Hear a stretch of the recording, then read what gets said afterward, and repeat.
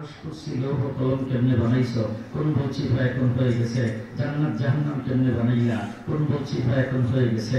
আল্লাহ তুমি চন্দ্র সূর্য কেমনে বানাইছো, কোন বলছি ভাই এখন হয়ে গেছে। রাত্র দিন কেমনে বানাইলা, কোন বলছি ভাই এখন হয়ে গেছে।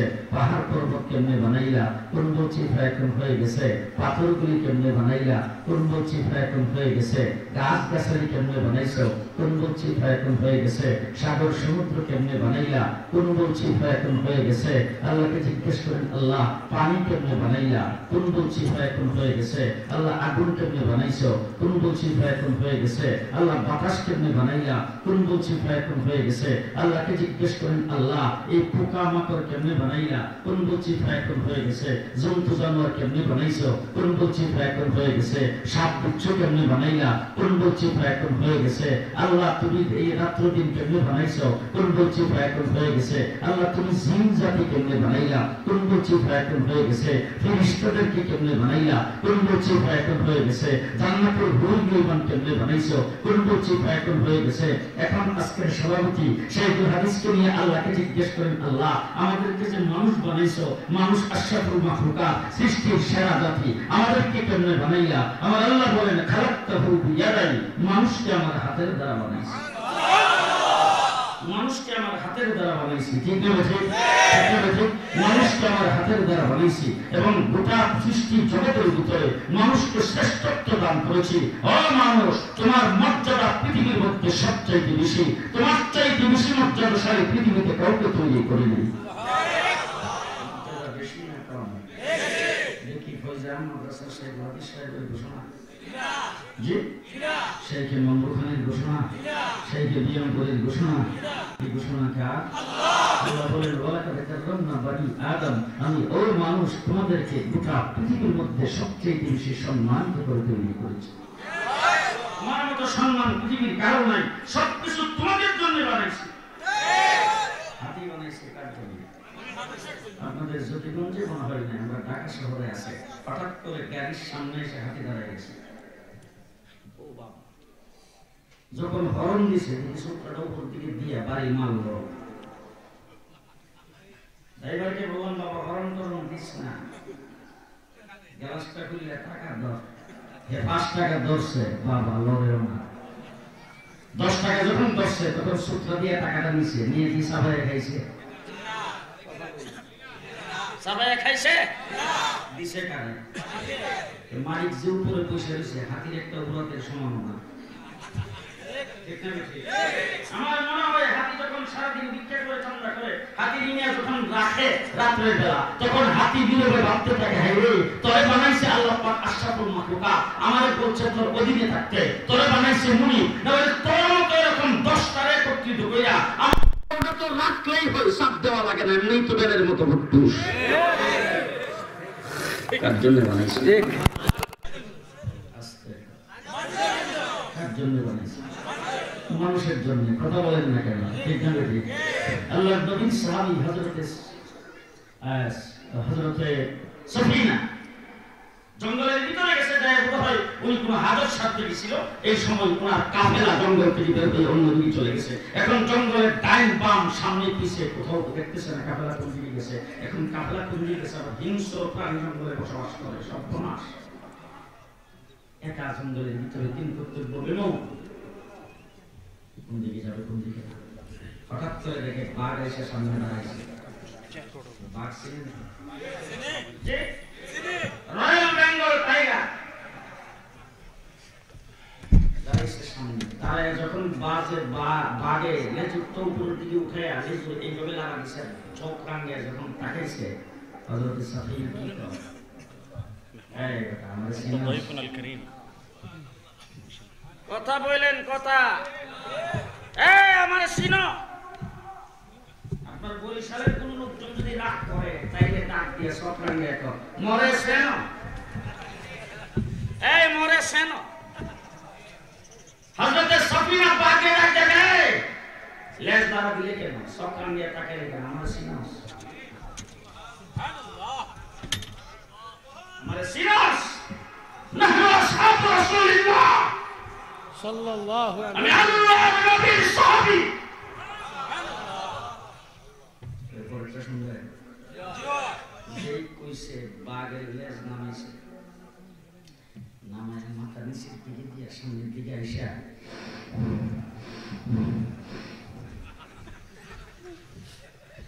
ওনারা শুনতে শুরু করছে।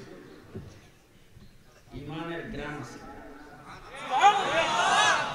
ইমানের নাই গ্রাম, ইমানের গ্রাম আছে, ঠিক না? ঠিক। কাফের আর মুশরিকের দুর্গন্ধ আছে, ঠিক কি না? হযরত শেখ আব্দুল কুদ্দুস গঙ্গোহী রাহমাতুল্লাহ আলাইহি নাম শুনেন নাই বোধহয়? জি, আমাদের চিশতিয়া তরিকার একজন খুব বড় বুজুর্গ শেখ আব্দুল কুদ্দুস গঙ্গোহী একজন হিন্দু পণ্ডিতের সাথে টক শো বয়স। হিন্দু পণ্ডিত যুক্তি দিতেছে, উনিও যুক্তি দিতেছে, তর্ক করতেছে, কিন্তু কেউ কাউকে হারাইতে পারতেছে না। হঠাৎ করে আব্দুল কুদ্দুস গঙ্গোহী কিছুক্ষণের জন্য টক শো মুলতবি, একটা কাজ করি তারপরে আবার নতুন ভাবে শুরু করবো। কি কাজ? একটা বালতি পানিতে আপনি গোসল করেন, আরেক বালতি পানি দিয়ে আমি গোসল করি। আব্দুল কুদ্দুস গঙ্গোহী বলেন, আপনি একটা বালতি পানি দিয়ে গোসল করেন, আমি একটা বালতি পানি দিয়ে গোসল করি। গোসল করার পরে আপনার শরীরটা যে গামছা দিয়ে মুছবেন সেই গামছাটা আমার হাতে দিবেন, আমার শরীর যে গামছা দিয়ে মুছবো সেই গামছাটা আপনার হাতে দেবেন। দুইজন গোসল করে তারপর শরীর মুছে মুছে আব্দুল কুদ্দুস গঙ্গোহীর গামছা হিন্দু পণ্ডিতের হাতে দিছে, আর হিন্দু পণ্ডিতের হাতের গামছা দিছে আব্দুল কুদ্দুস গঙ্গোহীর হাতে। দেওয়ার পরে হিন্দু পণ্ডিত শরীর মুছে যে গামছা দিয়ে সেই গামছা থেকে পায়খানার গন্ধ বের হইতেছে, আর আব্দুল কুদ্দুস গঙ্গোহী যে গামছা দিয়ে শরীর মুছে সেখান থেকে মিষ্টি আম্বরের সুগন্ধ বের হইতেছে। সুবহানাল্লাহ। এখন সবাই যারা হিন্দু পণ্ডিতের কাছে ছিল তারা সবাই আব্দুল কুদ্দুস গঙ্গোহীর সামনে যাচ্ছিল, তারা রুমাল মুখে দিয়ে হুজুরে বলতেছে, হিন্দু পণ্ডিতের সামনে যারা ছিল তারা শুনতে গেছে। হিন্দু পণ্ডিত জিজ্ঞেস করেছেন, হুজুর বুঝতে পারলাম না বিষয়টা কি? আব্দুল কুদ্দুস গঙ্গোহী বলে, শোনো, তুমিও রিচার্জ করো, আমিও রিচার্জ করি, তুমিও সাধনা করো, আমিও সাধনা করি, কিন্তু তুমি সাধনা করো মুশরিক হইয়া, তুমি সাধনা করো কুফরি লাইনে, আমি সাধনা করি আল্লাহ এবং আল্লাহ রাসূলের লাইনে, ঈমানের লাইনে। সুতরাং আমার শরীরে আছে ঈমান, তোমার শরীরে আছে কুফরি, তোমার শরীরে আছে মুশরিকি। সুতরাং তোমার শরীর থেকে পায়খানার গন্ধ বের হইতেছে, আমার শরীর থেকে ঈমানের সুগন্ধ বের হইতেছে।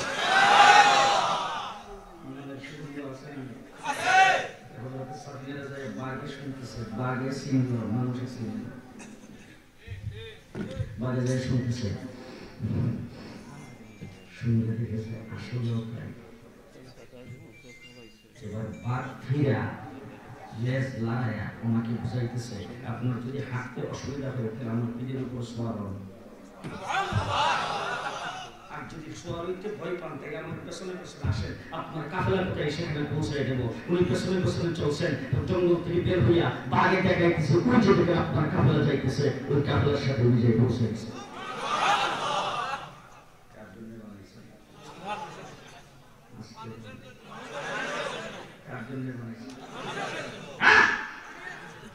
মুসলমান পাহাড় থেকে অগ্নিগিরি বের হচ্ছে, মদিনার দিকে আসতেছে পাহাড়ের অগ্নিগিরি। হযরত উমর ইবনে খাত্তাবের কাছে আয়েশা মদিনার লোকজন এসে বলতেছে, আগুন নিবান, আগুন নিবান। উমর ইবনে খাত্তাব খলিফাতুল মুসলিমিন, আমিরুল মুমিনিন, লিডার, ওনার কাছে দাবি করতে আসছে আগুন নিবান। নেতা হয় জনগণের সেবক, ঠিক। বাংলাদেশের নেতা হইল জনগণের শোষক, ঠিক না? ঠিক। নেতা হয় সেবক। হযরত উমর ইবনে খাত্তাব কোথায় নাকি আগুন আসতেছে মদিনার দিকে, তাড়াতাড়ি নিবান। হযরত উমর ইবনে খাত্তাব তার উপদেষ্টাকে ডাক দিলেন, তামিমদারি ডাক দিয়ে বলেন, আগুন নিবে আসো, আগুন নিবে আসো।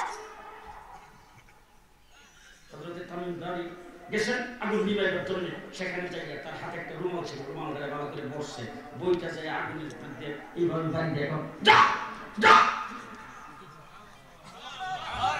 যা, পাহাড়ের ভিতরে থাকবে, মদিনার দিকে আইতেছ কেন, যা যা।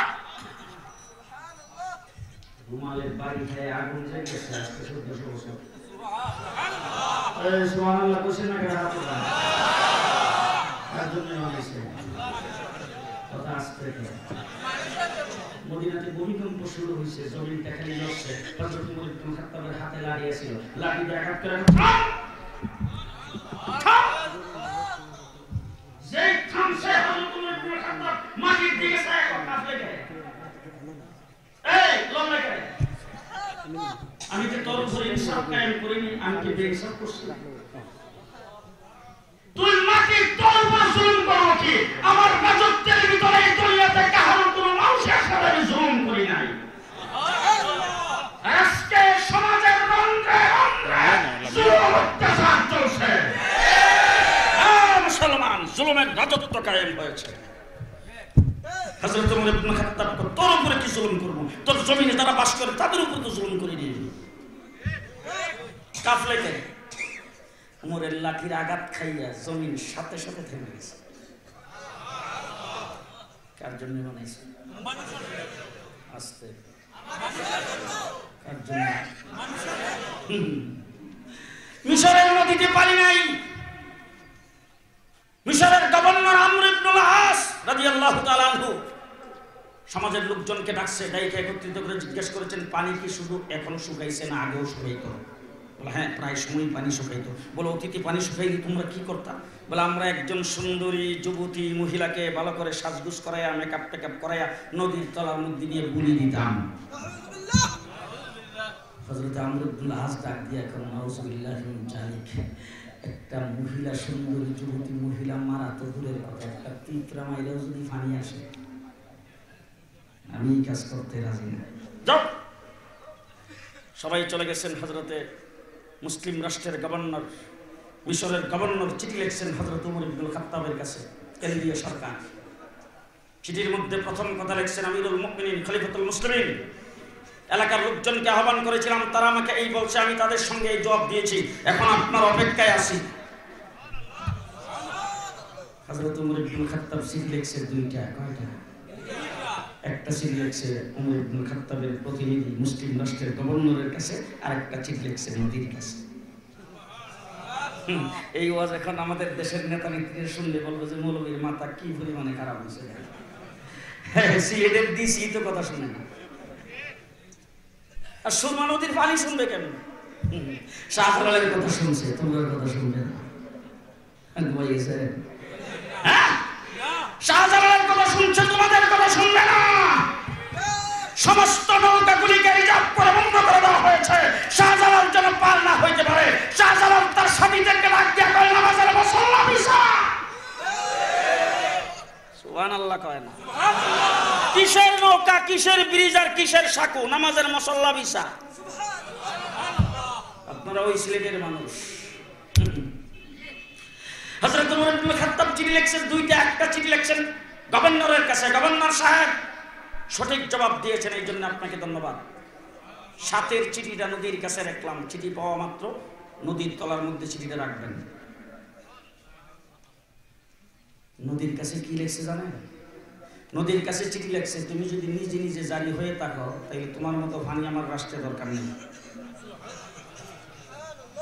আর যদি তুমি আল্লাহর হুকুমে জারি হয়ে থাকো তাহলে জেনে রাখো, আল্লাহর উপর ভরসা করে বলছি, আমার চিঠি পাওয়া মাত্র যেন তোমার উপর তোমার মধ্যে পানি আসে।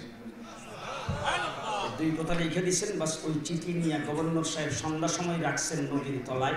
সকালবেলা যায় দেখে পানি উঠছে 16 হাত। এই সুবহানাল্লাহ কোশ্চেন না কেন? হাত উঠান। 16 হাত।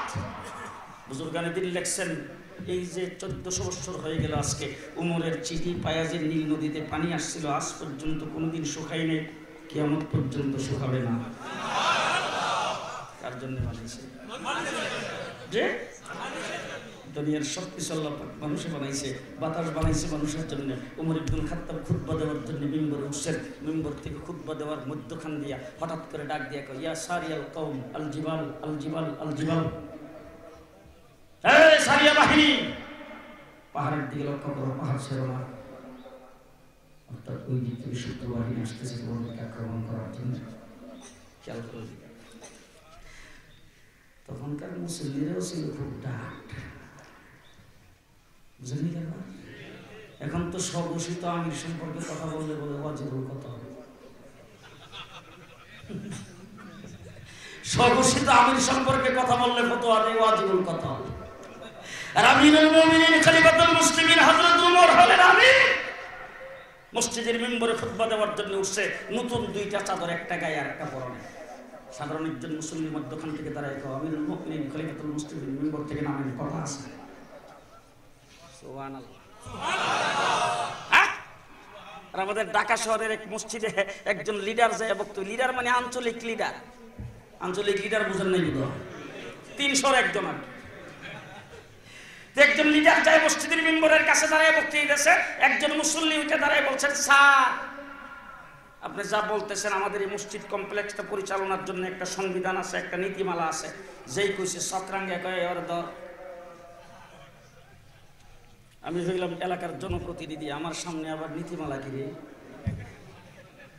এখন আপনারা গুমো ধরবো বলছি, উচিত কথা বললেই গুমো ধরে, কথা বুঝেন না কি? সাধারণ মুসল্লি দাঁড়ায় বলেন, ওমর ইবনুল খাত্তাব মিম্বর থেকে নামো, কথা আছে। হযরত ওমর মিম্বর থেকে নামা জিজ্ঞেস করেছেন, কি কথা বলো দেখি? বলে, তোমার গায়ে দুইটা চাদর নতুন কেন? কারণ রিলিফের চাদর বিতরণ করা হয়েছে, প্রত্যেককে একটা করে দেওয়া হয়েছে, আমাদের প্রত্যেকের গায়ে নতুন চাদর একটা। তুমি আমিরুল মুমিনিন বলে তোমার গায়ে দুইটা, ঘটনা কি? সৌদি আরবের দুম্বার ঘুষ পর্যন্ত বাংলাদেশে ভাগ করে রেখেছে। কাঙ্গালি ঘুষ, উত্তরবাসীতে ঢাকা শহরে কাঙ্গালি ঘুষ হয়, সেই ঘুষ নিয়ে মারামারি হয়। ঘুমাইছে হযরত ওমর ইবনুল খাত্তাব কয়ে, জবাবটা আমার ছেলে দিবে। ছেলে আব্দুল্লাহ দাঁড়ায় বলে, আমার দিকে তাকায় দেখেন নতুন চাদর আমার গায়ে আছে কিনা? বলে, না নাই। বলে, তাইলে সবাই যদি একটা করে পায়, আমিও তো আইডি কার্ড তো আমারও আছে, আমিও তো এই দেশের নাগরিক, আমিও তো একটা পাও না। বলা হওয়া পাও না। এখন আমার বাবা যখন জুমার নামাজ পড়াবেন, আমিরুল মুমিনিন খলিফাতুল মুসলিমিন আপনাদের সকলের সামনে খুতবা দিবেন, বাবা যখন মসজিদে রওনা হয়েছে, তখন দেখি বাবার যে চাদরটা, এই চাদরটা বইরা খুতবা দেওয়ার মতন এটা সিরা ওয়াবর মহিলা। এই জন্য আমি দেখলাম আমার পুরান চাদরগুলি ভালো আছে, এটাতে আমি জুমার নামাজ পড়তে পারবো। এই জন্য আমি আমার পুরান চাদর পরে আসছি, আর আমার যে নতুন চাদরটা সেটা আমার বাবাকে দিয়ে দিছি। সাধারণ মুসল্লি দ্বারা একবার খুতবা দেন।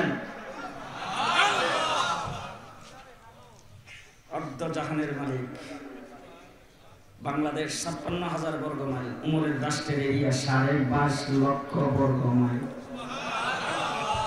বাংলাদেশের কয়টা সমান? ঘুমাই গেছে। হযরত ওমর ইবনুল খাত্তাব জিজ্ঞেস করতেছিল, খুতবা দেওয়ার মধ্যখান দিয়ে আবার ডাইরেকশন দিলা কারে? হযরত ওমর ইবনুল খাত্তাব সারিয়া বাহিনী যুদ্ধ করার জন্য গেছে, তাদেরকে ডাইরেকশন দিছি, দেখতেছি তাদের বিপদ। আমিরুল মুমিনিন খলিফাতুল মুসলিমিন ডাইরেকশন দিছো যে কি গ্রামীণে রবি, বাঙালি, এয়ারটেল, কটলেস, ওয়ারলেস, কি দ্বারা তুমি ডাইরেকশন দিলা, কেমনি দিলা? হযরত ওমর ইবনুল খাত্তাব দেখো, সেই তর্ক আমার সাথে করে লাভ নাই, যাদেরকে দিছি এরা আইনে জিগায়। এবার মদিনার মানুষগুলি সব রাস্তার দিকে বারবার তাকাইতেছে, কোন সময় তারা আসবে। হঠাৎ করে একদিন সারা মদিনাতে আওয়াজ উঠলো যে কাফেলা আসতেছে। সমস্ত মানুষগুলি এসে মদিনার মুখের মধ্যে দাঁড়াইছে, কোন দিক দিয়ে তারা ঢুকবে। ঢোকার পরে জিজ্ঞেস করতেছে, একটি প্রশ্নের জবাব দাও, তারপরে বাড়ি করে যাইবা। বলে, কি প্রশ্ন? বলে, জুমার নামাজের মিম্বরে খুতবা দেওয়ার সময় হযরত ওমর ইবনুল খাত্তাব ডাইরেকশন দিয়েছিল, তোমরা শুনছিলা কিনা? সমস্ত মুজাহিদরা ডাক দিয়ে বলে, শোনো, মসজিদে নববীতে নামাজ পড়ার সময় তোমরা সামনের কাতারে থেকে ওমরের কথা যেই ভাষায়, যেই শব্দে, যেই আওয়াজে শুনেছ, আমরাও 15 সময় দূর থেকে সেইভাবে শুনেছি। বাতাস বানাইছে কার জন্য? কার জন্য বানাইছে? সবকিছু আল্লাহ পাক মানুষের জন্য বানাইছে। আল্লাহ বলেন, বান্দারে আমি তোরে আমার জন্য বানাইছি, তোরে বানাইছি আমার জন্য। কার জন্য? আরো জোরে খান। আল্লাহ পাক ইচ্ছা করলে আমাদেরকে গরু ছাগল বানাইতে পারত, পারত, বাদ দিলাম। আল্লাহ ইচ্ছা করলে আমাদেরকে আপনাদের বর্ডারের ওই পারে জন্ম দিতে পারতো, হিন্দুর ঘরে, জি, বার্মার বুদ্ধিস্টের ঘরে পারত। আস্তে কথা বলবে। ইউরোপের খ্রিস্টানের করে পারত, জেরুজালেমের ইহুদির করে পারত। আল্লাহ পাক ইহুদির করে জন্ম দেয় নেই, বুদ্ধিস্টের করে জন্ম দেয় নেই, খ্রিস্টানের করে জন্ম দেয় নেই, হিন্দুর করে জন্ম দেয় নেই, নাস্তিকের করে জন্ম দেয় নেই, মুসলমানের করে জন্ম দিয়েছে। আদমিয়ত দাদাই বজম মুসলমান কর দাই, আদমিয়ত দাদাই বজম মুসলমান কর দাই, আই খুদা কুরবা শাওন ইহসা পর ইহসা কর দাই। মুসলমানেরা, আল্লাহ পাক মুসলমান বানাইছে, খুশি না বেজা? জি। এবার জিজ্ঞেস করতে চাই, মুসলমান হযরত ইব্রাহিম আলাইহিস সালামের যুগে যারা আসছিল তারাও কিন্তু মুসলমান, ইব্রাহিমের উপর যারা ঈমান আনছে। আল্লাহ ইচ্ছা করলে আমাদেরকে ইব্রাহিমের যুগে জন্ম দিতে পারত, মুসা আলাইহিস সালামের যুগে পারত, ইদ্রিস আলাইহিস সালামের যুগে পারত, জাকারিয়া আলাইহিস সালামের যুগে পারত, ইয়াকুব আলাইহিস সালামের যুগে পারত, কথা কর নবী ঈসা আলাইহিস সালামের যুগে পারত। 1,24,000 পয়গম্বর আমার নবীর আগে যারা আগমন করেছেন তাদের উম্মত না বানায়া আল্লাহ পাক বিশ্ব নবী, আখিরি নবী, শ্রেষ্ঠ নবী, শেষ নবী, আল্লাহ পাকের মাহবুব তামাম কায়নাত যার খাতিরে তৈরি করেছেন সেই নবীর উম্মত বানায়া জন্ম দিয়েছেন। খুশি না বেজা? খুশি না বেজা? হযরত আদম থেকে ঈসা পর্যন্ত সমস্ত নবীরা আল্লাহর দরবারে দরখাস্ত করেছেন এই নবীর উম্মত হওয়ার জন্য। আমরা কোনোদিন দরখাস্ত করি নাই, শাইখে মামরুখানি দরখাস্ত করে নাই, শাইখে বিয়ামপুরি দরখাস্ত করে নাই, হাফিজ হুজুর দরখাস্ত করে নাই, শামসুল হক ফরিদপুরি দরখাস্ত করে নাই, হাটাদারি মাদ্রাসা যারা বানাইছে তারাও দরখাস্ত করে নাই, আমাদের দেশের বঙ্গবন্ধু দরখাস্ত করে নাই, জিয়াউর রহমান দরখাস্ত করে নাই, কোনো মানুষ দরখাস্ত করে নাই। বিনা দরখাস্তে আল্লাহ পাক মায়ের কুলে জন্ম দিয়া বাংলাদেশে বিশ্ব নবীর উম্মত বানাইছে। খুশি না বেজা? খুশি না বেজা? এবার রাসূল সাল্লাল্লাহু আলাইহি ওয়াসাল্লামের সঙ্গে সম্পর্ক থাকলে জান্নাত, না থাকলে এই কথা কিছু ওয়াজ আপনারা করেন, কিছু আমি করি। হুজুরের সাথে সম্পর্ক থাকলে আস্তে কর, না থাকলে কথার মধ্যে একমত। নবীর সাথে সম্পর্ক আছে, ঠিকানা করি। নবীর সঙ্গে সম্পর্ক নাই, ঠিকানা কোথায়? আরো জোরে কোথায়? আমার নবী মুহাম্মদ রাসূলুল্লাহ সাল্লাল্লাহু আলাইহি ওয়াসাল্লামের সাথে সম্পর্ক আছে, কিন্তু সম্পর্ক দুই ধরনের। একটা হলো ব্লাড কানেকশন, একটা হলো আত্মীয়তার সম্পর্ক, একটা হলো এই মানে সামাজিক সম্পর্ক। এই সামাজিক সম্পর্ক আবু লাহাবের ছিল, আবু তালেবের ছিল, আবু জাহেলের ছিল। ব্লাড কানেকশন আবু লাহাবের ছিল, আবু তালেবের ছিল, আবু জাহেলের ছিল। ব্লাড কানেকশন এবং আত্মীয়তার সম্পর্ক আবু লাহাবের ছিল, আবু জাহেলের ছিল, আবু তালেবের ছিল, কিন্তু তারা জান্নাতে যেতে পারবে না। নবুয়তির সম্পর্ক যারা লাগাইছে তারা জান্নাতি। ঠিক না ঠিক? আবু তালেব, আবু লাহাব রাসূলের আপন চাচা, আপন চাচা হয়ে জান্নাতে যাইব না জাহান্নামে?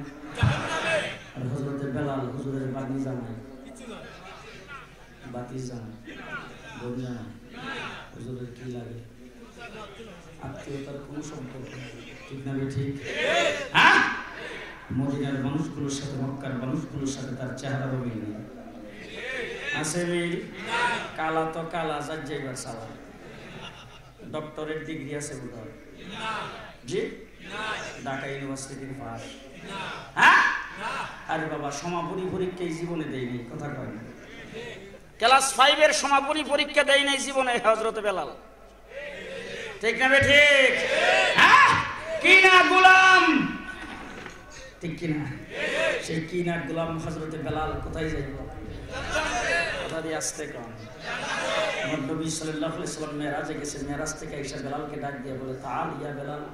বেলাল কাছে এসে রাসূল ডাক দিয়ে কি কামটা করছো? বলে কি কাম করলাম? বলে বেটা জান্নাতের ভিতরে আমি হাঁটতেছি মেরাজের রাত্রিতে, তুই দিয়ে আমার আগে আগে হাঁটস। সুবহানাল্লাহ। যারা খারে দিছে একজন না, তুই দিয়ে আমার আগে আগে খারাজ, ঘটনা কি? তোর মুকাম কোথায়? কথা বুঝে নাই, কথা বুঝে নাই। মক্কা শরীফ যখন ফতেহ হয়ে গেল, ফতেহ মক্কার পরে আল্লাহর নবী সমস্ত মুজাহিদিনে কেরাম 10,000-এর কাফেলা, রাসূল সবাইকে ডাক দিয়ে বলেন, এত বড় বিজয় তোমরা অর্জন করেছো, বলো দেখি আমার বিজয় উৎসব কিভাবে হবে?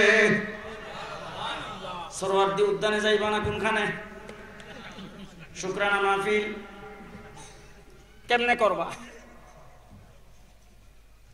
কে কে উপস্থিত থাকবে? স্টেজে কারা থাকবো? তাড়াতাড়ি কও। ঘুমাইছেন সব। সমস্ত সাহাবায়ে কেরাম এক বাক্যে ডাক দিয়া বলে, হুজুর আজকের বিজয় উৎসব হবে বাইতুল্লাহকে সামনে রেখে হযরত বেলালের আযান।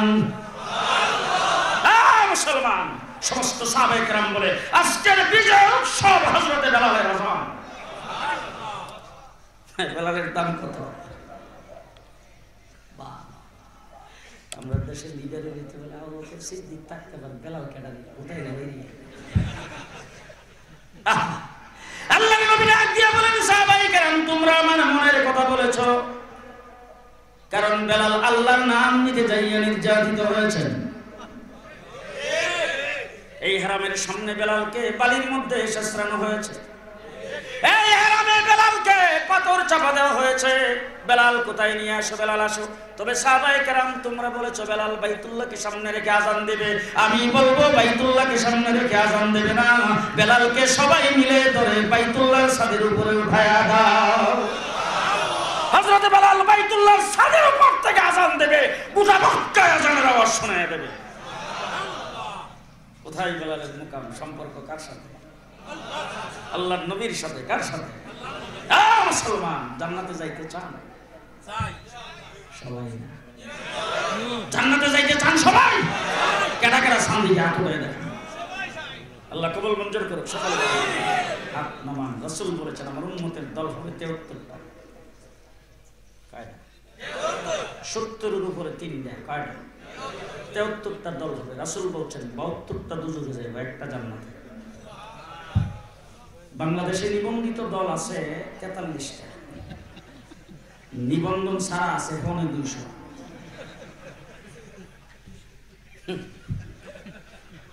বুঝাবে এবার। এরপরে ঐক্য ফ্রন্ট, এরপরে হইল 23 দল, তারপরে মহাজোট। কঠিন অবস্থা। নির্বাচনের আগে একবার শুনলাম বাংলাদেশের এক চাচার সাথে 53টা দল একত্রিত হয়ে গেছে। আমি এক দলের বড় সভাপতিকে ফোন করে জিজ্ঞেস করলাম আপনার দলের সেক্রেটারিকে, কখন বেগম। রাসূল বলেছেন উম্মতের 73টা দল, 72টা দুজক। জান্নাতে যাইব কয়টা? একটা।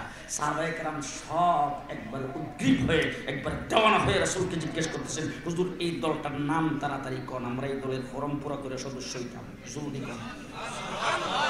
কারণটা হয়েছে দলটা কি আওয়ামী লীগ না বিএনপি না জাতীয় পার্টি না জমিয়তুল উলামা ইসলাম না কোনটা, তাড়াতাড়ি কোন জলদি, আমরা এই দলের সদস্য হইতাম, কারণ জান্নাতে যাইতাম তো। কথা কয় না? আপনারাও তো এই দলের সদস্য হইতে চান নাকি? হ্যাঁ, 73 দলের এক দল জান্নাতে যাবে। হুজুর এই দলের নাম কি তাড়াতাড়ি কোন। রাসূল বলেন হুম আহলে সুন্নাতুল জামাত। সেই দলের নাম হলো আহলে সুন্নাতুল জামাত। কি নাম? আহলে সুন্নাতুল জামাত। নামটা মনে থাকবে তো? বর্তমান যুগে সেই দলের যদি সদস্য হইতে চান তাহলে 4টা ডিপার্টমেন্ট, 4টা গ্রুপের সাথে গভীর সম্পর্ক থাকতে হবে। কয়টা? কয়টা? মন থাকবো তো? কয়টা? 4টা। 1 নম্বর হইল নবী। বলেন বলেন। 1 নম্বরে নবী, 2 নম্বরে সাহাবী, 3 নম্বরে মাযহাবের ইমাম, 4 নম্বরে উলামায়ে কেরাম। কয়টা? কয়টা? মন থাকবো? মন থাকবো? নাম মনে থাকবো। 1 নম্বরে নবী, 2 নম্বরে সাহাবী, 3 নম্বরে আইম্মায়ে মুজতাহিদিন মাযহাবের ইমাম, 4 নম্বরে উলামায়ে কেরাম। ঠিক না? ঠিক। আমি 4টা সম্পর্কে আপনাদের সামনে বিস্তারিত বলার আমার সময় নেই। 1 নম্বরে নবী, দিন আল্লাহ পাক দিছেন নবীকে। কারে দিছেন? নবীকে দিছেন। নবী যখন দিন আল্লাহর কাছ থেকে পাইছেন তখন সেখানে উপস্থিত আপনারা ছিলেন তো?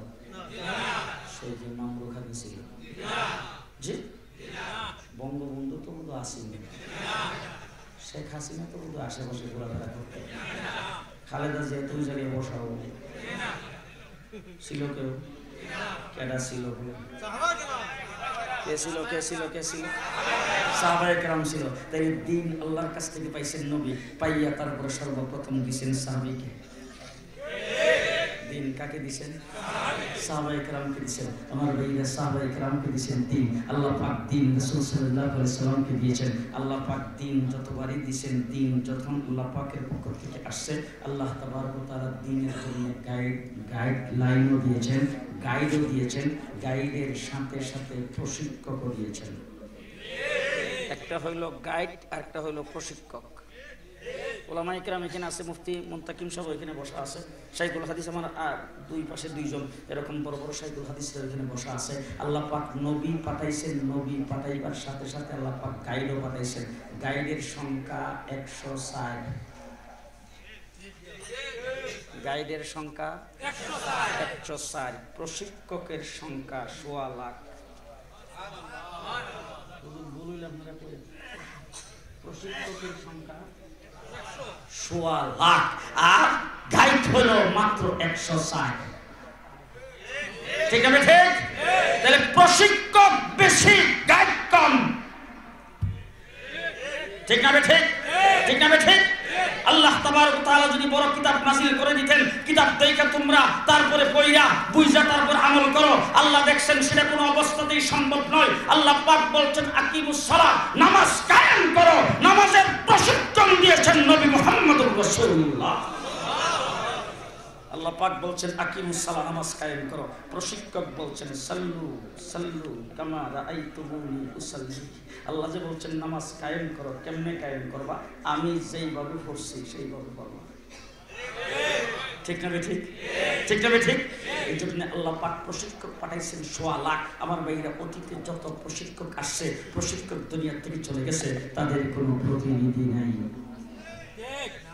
খুব ভালো করে বুঝেন। শেষ সর্বশ্রেষ্ঠটা বলতেছি, হযরত ঈসা আলাইহিস সালাতু ওয়াস সালামকে আল্লাহ পাক ইনজিল কিতাব হলো গাইড, হযরত ঈসা হলো প্রশিক্ষক। ইনজিল কিতাব রাইখা হযরত ঈসা আলাইহিস সালাম চলে গেছেন। চলে যাওয়ার পরে যখন প্রশিক্ষক চলে গেছে, প্রতিনিধি নিয়োগ না করে, তখন তাদের কিতাবে শুধু রদবদল করে নাই, তাদের চরিত্র হাইওয়ান আর জানোয়ারের মতো হয়ে গেছে। ঠিক না ঠিক? ঠিক না ঠিক? আমার নবী মুহাম্মদুর রাসূলুল্লাহ সাল্লাল্লাহু আলাইহি ওয়াসাল্লাম গাইড নিয়ে আসছেন, আসার পরে দুনিয়া থেকে চলে গেছেন। আল্লাহ বলছেন এই দ্বীনের কিয়ামত পর্যন্ত হেফাজত করবে, কিন্তু রাসূল দুনিয়া থেকে চলে যাওয়ার সময় তার প্রতিনিধি নিয়োগ করে গেছেন। হুজুর সাল্লাল্লাহু আলাইহি ওয়াসাল্লাম ঘোষণা করেছেন, আমি প্রশিক্ষক দুনিয়া থেকে চলে যাচ্ছি। ইন্নাল উলামা ওয়ারাসাতুল আমবিয়া, আমার প্রতিনিধি নিয়োগ করে যাচ্ছি, তারা হলো উলামায়ে কেরাম। ঠিক না ঠিক? হুজুর হাদিসে পাকে বলছেন, ব্যাখ্যা বিশ্লেষণের বেশি সময় নাই, আমি কিন্তু অনেকগুলি বাদ দিয়ে মাঝখানে আপনাদেরকে বলতেছি, সাধারণ ভাষা দিয়ে আপনারা যাতে বুঝতে পারেন। রাসূল বলছেন আনা মাদিনাতুল ইলমি আলিয়্যু বাবুহা, আমি হইলাম ইলমের শহর, আলী হইল সেই ইলমের দরজা। আমি ইলমের শহর, আলী সেই ইলমের দরজা। আপনাদের দেশে কি বিল্ডিং টিল্ডিং না হইয়া কোথাও এমনি খালি খালি দরজা লাগে? যেখানে ঘর নাই এখানে দরজা আছে না? ঘরের মধ্যে দরজা, জি। আর ঘর করতে তো ঘরের মধ্যে ফাউন্ডেশন লাগে না, দেওয়াল তো লাগে না, ছাদ না হইলে সব, জি। তাহলে রাসূল সাল্লাল্লাহু আলাইহি ওয়াসাল্লামের হাদিস পুরাটা ভালো করে বুঝছেন। রাসূল সাল্লাল্লাহু আলাইহি ওয়াসাল্লাম যে হাদিস বর্ণনা করেছেন, সেই হাদিস হইল আমি হইলাম ইলমের শহর, হযরত আবু বকর সিদ্দিক সেই ইলমের ফাউন্ডেশন, আমি ইলমের শহর, হযরত উমর ইবনে খাত্তাব সেই ইলমের দেওয়াল, আমি এই ইলমের শহর, হযরত উসমান সেই ইলমের ছাদ, আমি ইলমের শহর, আলী সেই ইলমের দরজা। কথা কি বুঝে আসতেছে? হযরত আবু বকর সিদ্দিক ফাউন্ডেশন, হযরত উমর ইবনে খাত্তাব দেওয়াল, হযরত উসমান ছাদ, হযরত আলী রাদিয়াল্লাহু তাআলা হইল দরজা।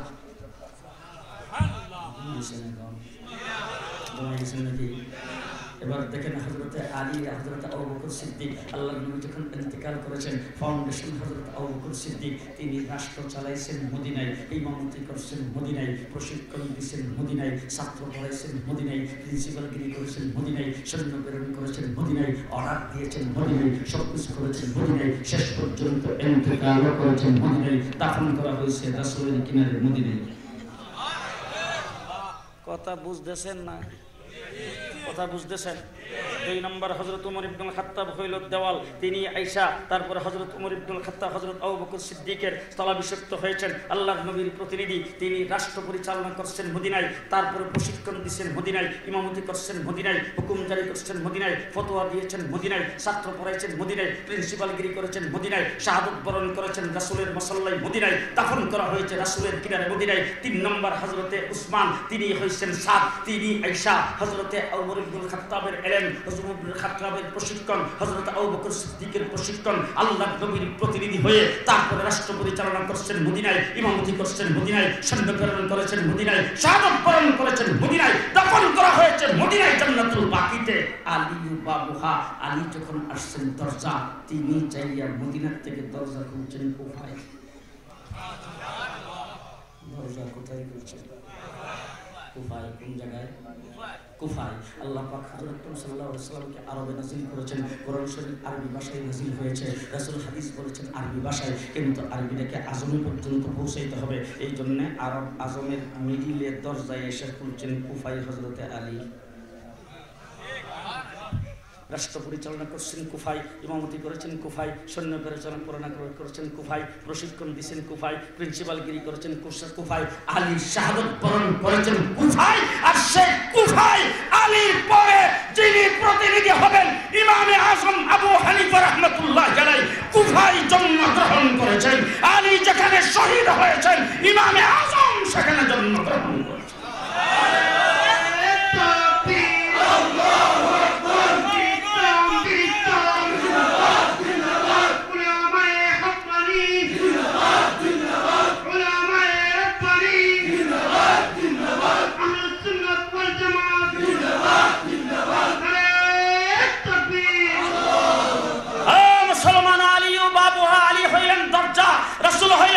শহর, সেই দরজা দিয়ে ইলম বের হয়েছে।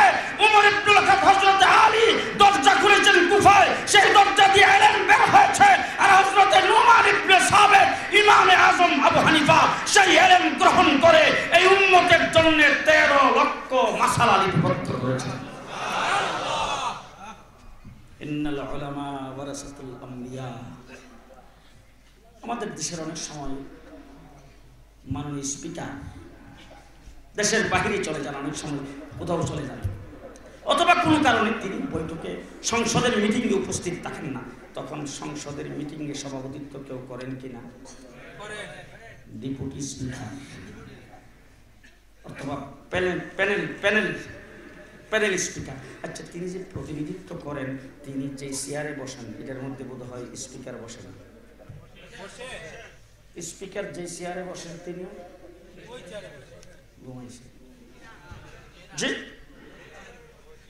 এখন ওই সংসদ সদস্যরা যারা বক্তব্য রাখেন, প্রধানমন্ত্রীও যদি বক্তব্য রাখেন, যিনি ডেপুটি স্পিকার অথবা স্পিকারের প্রতিনিধি, তাকে কি বলে সম্বোধন করেন? জি। এবার আপনাদের জকিগঞ্জের মেয়র সাহেব, উনি চীনে চলে গেছেন 6 মাসের জন্য, সেখানে উনি চলে গেছেন চিকিৎসার জন্য, অথবা মালয়েশিয়া চলে গেছেন চিকিৎসার জন্য। এখন ওখানে কি ওনার প্রতিনিধি নিয়োগ করে যাবেন? কমিশনারদের মধ্য থেকে ওনার একজন প্রতিনিধি হবে, ঠিক না বেঠিক? ওই প্রতিনিধি 6 মাস যে চালাবেন, উনি যতগুলি সই করবেন, উনি যতগুলি হুকুম দিবেন, উনি যতগুলি বরাদ্দ দিবেন, এমপির বরাদ্দের যেই দাম, ওনার তার সেই দাম। ইন্নাল উলামা ওয়ারাসাতুল আমবিয়া। উলামায়ে কেরাম হলেন নবীর প্রতিনিধি, ঠিক না বেঠিক? ঠিক না বেঠিক? ও আমার ভাইয়া, তাবলীগ জামাত দীর্ঘদিন যাবৎ চলে আসছে। আজকে গোটা বিশ্বের এমন কোনো রাষ্ট্র নাই যেখানে তাবলীগ চলে না। আমি সংক্ষেপে লম্বা চড়া কথা বলার সময় নেই আপনাদের কাছে। তাবলীগ জামাত যেখানে বিদায় হয়, খুরুজ হয়, তাদের জামাতগুলো এই যে টঙ্গী ইজতেমা থেকে অথবা কাকরাইল মুস থেকে যখন বের হয়, তখন তাবলীগ জামাতে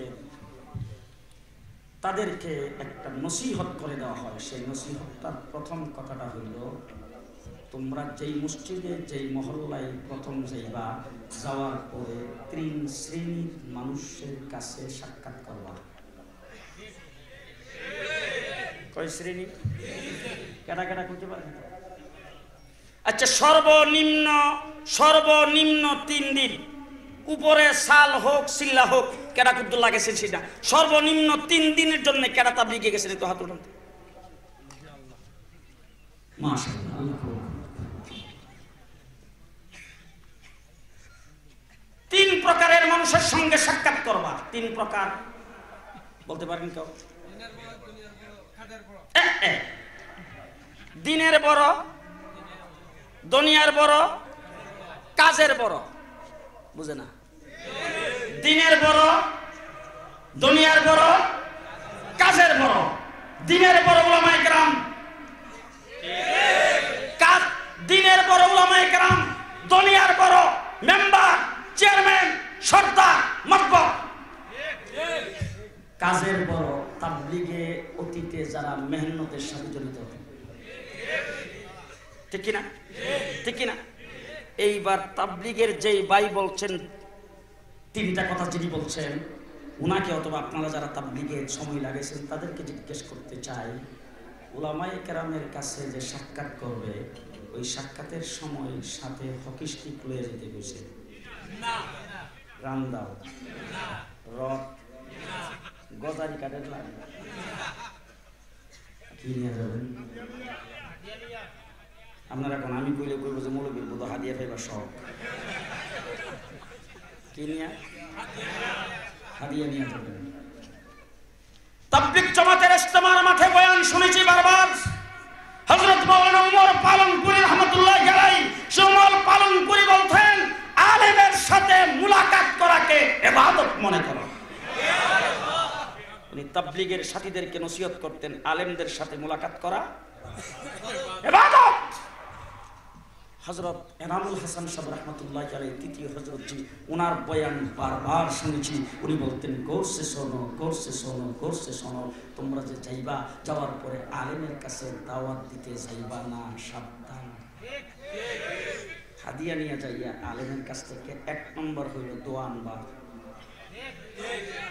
কি আনবা?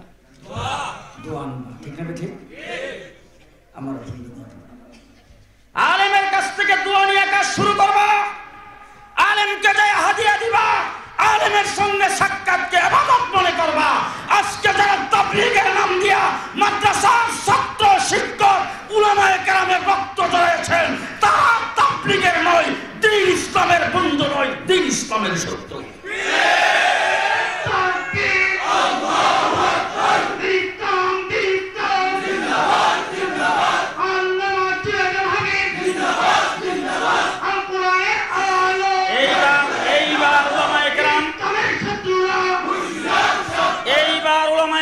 যারা আছেন এবং আপনারা যারা আছেন আপনাদেরকে প্রশ্ন করতে চাই, কাজের বড়, দিনের বড় উলামায়ে কেরাম, মনে থাকবে তো? কাজের বড় কারা? এইবার মুফতি মুনতাকিম সাহেবকে আপনার আব্দুর রব সাহেব উনিও আছেন, আর এই 2 শাইখুল হাদিসও আছে, ওনাদেরকে সহ আপনাদেরকে জিজ্ঞেস করতে চাই, কাজের বড় যারা তাবলীগের সাথে মেহনত করে তারা কতদিন পর্যন্ত সাল লাগাইলে দিনের বড় হবে?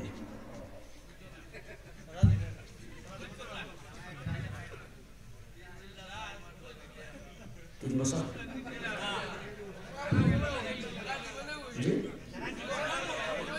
10,000 বছর যদি তাবলীগ জামাতে মেহনত করে দ্বীনের বড় আলেম হওয়া সম্ভব নয়। ঠিক কিনা? এবার আরেকটা প্রশ্ন করতে চাই, রোগী যখন চিকিৎসার জন্য যায় তখন কার কাছে যায়? যেখানে যাই সেই জায়গাটার নাম কি? হাসপাতাল। ডাক্তারের কাছে যাই হাসপাতালে। হাসপাতালে যাওয়ার পরে 2 শ্রেণীর মানুষের কাছ থেকে সেবা পায়, একটা হলো ডাক্তার আর একটা হলো নার্স। ডাক্তারের কাজ হলো রোগ নির্ণয় করা, 2 নম্বর হইল ওষুধ সিলেকশন করা, 3 নম্বর হইল প্রেসক্রিপশন করে ওষুধের নিয়ম পদ্ধতি লিখে দেওয়া। ঠিক না? ঠিক। এখন ডাক্তার যে প্রেসক্রিপশন করে ঔষধ নির্ণয় করে প্রেসক্রিপশন করে নিয়ম পদ্ধতি রেখে দিল, নার্সের কি কাজ? নার্সের কাজ হলো ঔষধ কিভাবে কোন সময় কোনটা খাবে তার মাত্রা কি কাগজ দেখে দেখে ডাক্তার যেইভাবে নির্দেশ করেছেন, যেইভাবে লিখে দিয়েছেন সেইভাবে রোগীকে সেবন করানো। এবার আপনাদের জিজ্ঞেস করতে চাই, কয় বছর পর্যন্ত একটা লোক নার্সের কাজ করলে ডাক্তার হবে?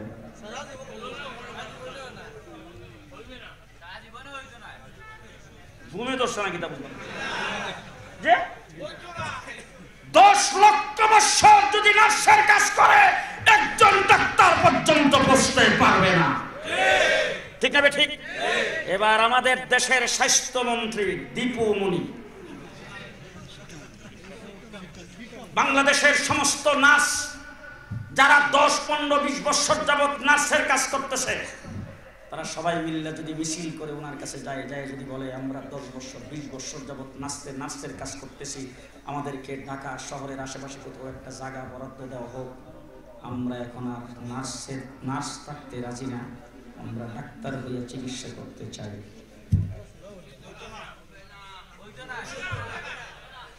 উনি যদি তাদের কথা শুনে যদি তাদেরকে ডাক্তারি চিকিৎসা করার জন্য হাসপাতালের জায়গা বরাদ্দ দেন, ওনার মাথা ঠিক আছে বলে আপনারা মনে করবেন?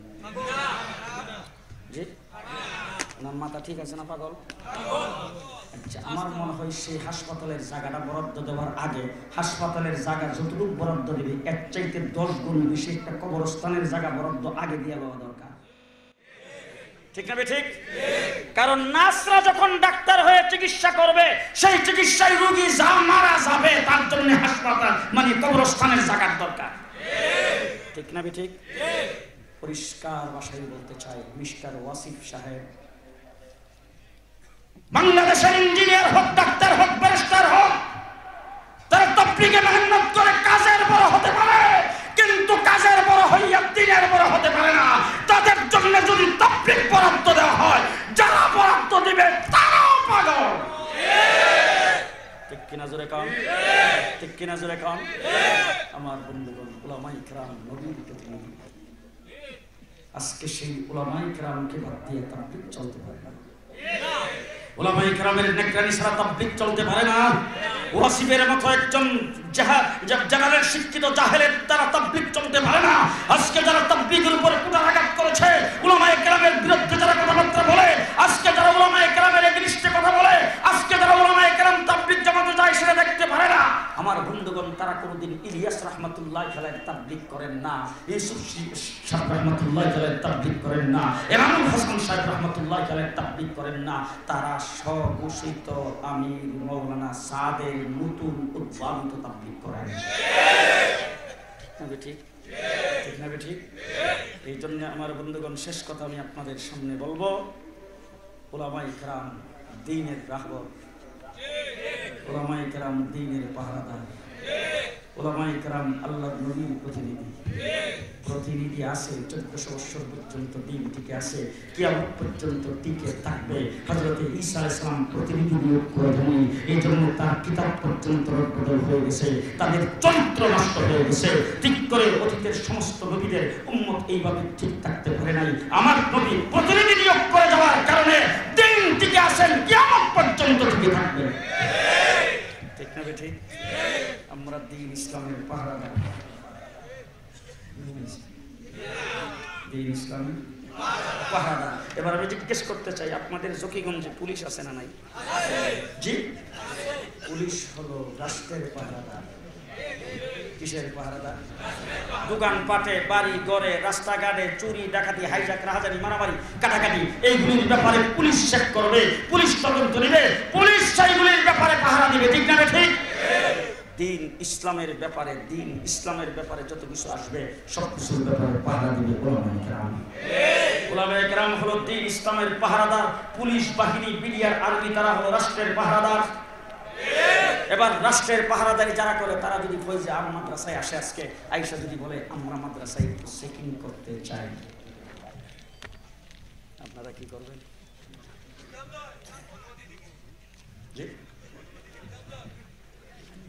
100 বার 1000 বার অনুমতি দিতে হবে, কারণ এইটা রাষ্ট্রের জন্য প্রয়োজন। তারা যদি এই মাদ্রাসায় চেকিং এর প্রয়োজন মনে করে 100 বার চেকিং করবে, আমাদের কোনো বাধা নাই। রাষ্ট্রের নিরাপত্তার জন্য যদি আমাকে চেকিং করতে চাই, আমার গাড়ি যদি চেকিং করতে চাই, 100 বার চেকিং করবে, আমরা তাদেরকে বাধা দেই না। মাদ্রাসায় আসছে, অস্ত্র আছে, জিএমপি আছে, জঙ্গি তৈরি করা হয়, এই মাদ্রাসাগুলিকে আইসা তারপরে চেকিং করা হয়েছে, আমরা বাধা দেই নাই। রাষ্ট্রের জন্য প্রয়োজনে চেকিং করবে তারা, আমাদের পক্ষ থেকে কোনো বাধা নাই। ঠিক তেমনি করে প্রশাসন সহ সরকারকে বলে দিতে চাই, দিন ইসলামের জন্য যখন আমরা চেকিং করবো তোমরাও বাধা দিতে পারবা না। ঠিক না ঠিক? এবার মিস্টার সাদ সাহেব, আরে মৌলানা সাদ সাহেব বলছেন হেদায়েতের মালিক আল্লাহ নয়। হেদায়েতের মালিক যে আল্লাহ নয়, এই কথাটা যদি চেকিং করতে চাই করবে স্বরাষ্ট্রমন্ত্রী, পুলিশের আইজি, স্পিকার শেখ হাসিনা, খালেদা জিয়া, এরশাদ সাহেব, কেডা করবে? কে করবে? দ্বিতীয় খলিফা খলিফাতুল মুসলিমিন হযরত ওমর ইবনে খাত্তাব খলিফাতুল মুসলিমিন হওয়ার পরে মসজিদ মাদ্রাসায়, মসজিদে যারা ইমামতি করে, মাদ্রাসায় যারা পড়ায়, তাদের কোরআনের প্রতিদান নয়, কোরআনের মূল্য নয়, সময়ের প্রতিদান হিসাবে বেতন ধার্য করেছেন। বেতন ধার্য করেছেন কে? খলিফাতুল মুসলিমিন হযরত ওমর ইবনে খাত্তাব। কথা কয় না, ঠিক না ঠিক? আপনাদের এখানে বর্ডার গার্ড আছে না নাই? বিজিবি আছে তো। আজকে তাদের করে একদম বড় অফিসারকে যাই জিজ্ঞেস করবেন, ভাই আপনি যে বর্ডার গার্ড হইলেন, এই বর্ডার গার্ড এই জমিনের উপরে সর্বপ্রথম কে আবিষ্কার করেছেন? উনি মাথা নিচের দিকে দেখার চাইব করলো,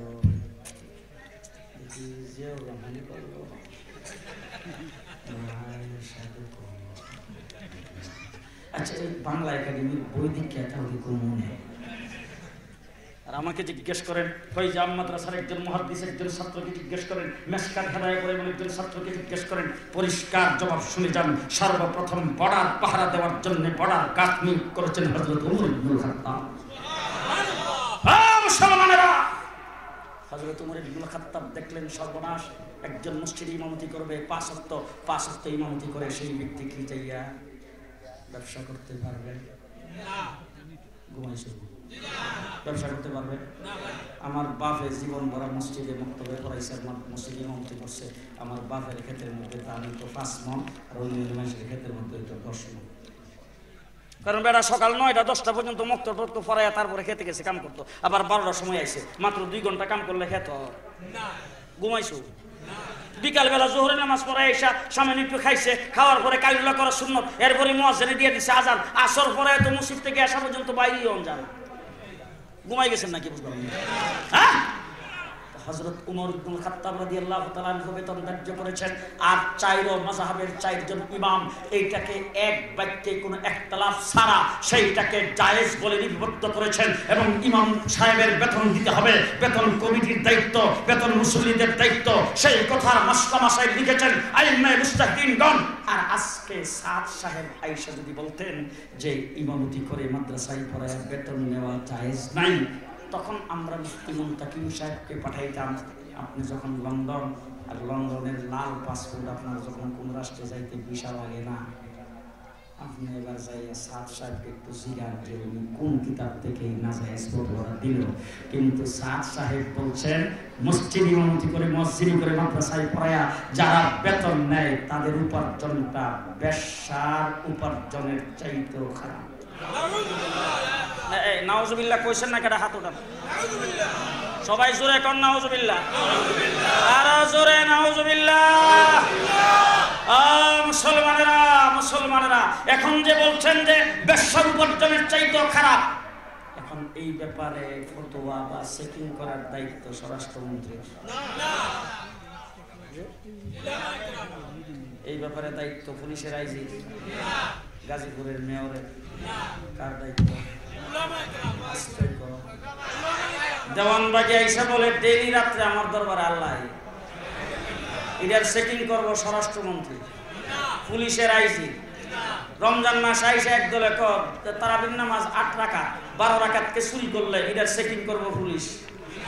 জি হ্যাঁ, কেউ যদি আইসা বলে সকল ঈদের সেরা ঈদ ঈদে মিলাদুন নবী, আল্লাহর নবী কইছে আমার উম্মতের জন্য ঈদ 2টা, আরেকজন আইসা 3টা যদি মাঝখানটা ঢুকাইয়া দেয়, ঈদের চেকিং করবো স্বরাষ্ট্রমন্ত্রী, পুলিশ। কেডা করবো?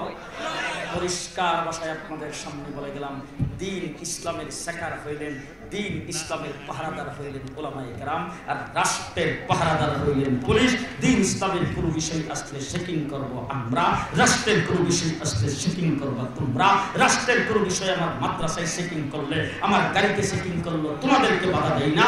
দ্বীন ইসলামের কোনো বিষয় আমরা যখন চেকিং করব, তোমরাও বাধা দিতে পারবা না। ঠিক? এইবার আমাদের দেশের কিছু লোকজন, এই যে এখন দেখেন, ওই যে আজকে গতকাল এবং আজকে কি বার হয়ে গেছে নাকি ওখানে, ওই যে আমরা এই যে একদিন বাড়ছে, মানে বাড়ার কারণ আছে। এই বিষয়টা হলো, আমরা সেখানে যে লোকজন হয়েছিলাম, আল্লাহ মাহমুদ শফি 100 বছর বয়স, 3 দিন বাংলাদেশের শীর্ষস্থানীয় উলামায়ে কেরাম সব, গোটা বাংলাদেশের তাবলীগ জামাতে 20% মাত্র গেছে, আর 80% বাকি। 20% লোক যা গেছে, টঙ্গীর স্টেশন রোড থেকে শুরু করে উত্তরা পর্যন্ত তিল ধরার জায়গা নেই। লক্ষ লক্ষ মানুষ সেই জায়গায় যাওয়ার পরে সেখানে জামাতবন্দি হইতো, তারপরে জামাত তরতিব দিত, এরপর ওই জায়গার মধ্যে ময়লা আবর্জনা, আমরা পল্টন মাঠে, তারপরে মানিক এভিনিউতে, বাইতুল মুকাররম উত্তর গেটে, ইঞ্জিন ইনস্টিটিউটে, বিভিন্ন জায়গায় আমরা জনসভা যখন করি, তখন পুলিশ অনুমতি দেওয়ার সময় কাগজে লেখা থাকে, সাবধান, কোনো ময়লা আবর্জনা এদিক সেদিক ফেলতে পারবেন না। যদি কোনো ময়লা আবর্জনা, টিস্যু, বাদামের সুরকা এগুলো যদি ফেলেন, তাইলে আপনাদের দায়িত্ব, আপনারা পরিষ্কার করে যাবেন। একটা জনসভার মধ্যে 5-7-10 হাজার লোক হয়, এইটারে যদি অবস্থা হয়, টঙ্গীর মাঠের লোক হয়েছে কমপক্ষে 50 লাখ। মহিলা আবর্জনা হতো না, যে পাক শাক করছে, যে ছাই, কয়লা, আবর্জনা এগুলি থাকবে না তো। এখন প্রশাসন আমাদেরকে অর্ডার দিছে, রাত্রে 12টার আগ পর্যন্ত আপনারা সেগুলি সব জায়গা খালি করতে হবে। আমরা যার যার বিছনাপত্র লয়ে যে চলে আসছি, আসার পরে টঙ্গীর মাঠ পরিষ্কার করে কেনা, ওই পরিষ্কার করবার লাগে তাদেরকে দিছে 2 দিন, 2 দিনে পরিষ্কার শেষ হয়েছে না, 1 দিন বাড়াইছে। আপনারা সবাই ঘুমে কথা বুঝেন নাই বোধ হয়, ওই সমস্ত লেবারের দ্বারা তাবলীগ জামাত হবে না। পরিষ্কার ভাষায় বর্ডারের কিনারে ঘোষণা দিয়ে যাচ্ছি, মাওলানা সব গ্রুপের তাবলীগ বাংলাদেশের কোন মসজিদে করতে দেওয়া যাবে না। কে কে রাজি আছেন হাত তুলে দেখান। আল্লাহ কবুল মঞ্জুর করুক, সকলে বলেন আমিন, জোরে বলেন আমিন।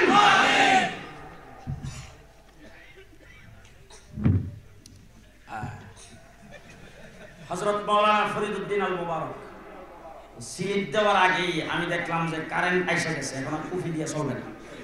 আমি তো এমনি বিদায়, উনি আইসা বসে গেছেন। আমি আসছি ঢাকার থেকে, উনি আসছেন ফেনীর থেকে। দূরত্ব হিসাব করলে প্রায় সমানই হবে। আমার বন্ধুগণ, হযরত মাওলানা ফরিদউদ্দিন আল মুবারক প্রখ্যাত মুফাসসিরে কোরআন, শাইখুল হাদিস বিশারদ, বহু কষ্ট করে আপনাদের এখানে এসেছেন। দাঁড়ানো যারা আছেন, আমি অনুরোধ করবো বসে যাইতে, আর বসা যারা আছেন মেহরবানি করে উঠবেন না, আপনারা সকলে বসেন। হযরত মাওলানা ফরিদউদ্দিন আল মুবারক সাহেব বয়ান করবেন। আমি আপনাদের কাছ থেকে বিদায় নিচ্ছি। নাসরুম মিনাল্লাহ, ফাতহুন করিম, ওয়াবাশশিরিল মুমিনিন, ওয়া আখিরু দাওয়ানা আলহামদুলিল্লাহি রাব্বিল আলামিন। আসসালামু আলাইকুম ওয়া রাহমাতুল্লাহি ওয়া বারাকাতুহু। আলহামদুলিল্লাহ।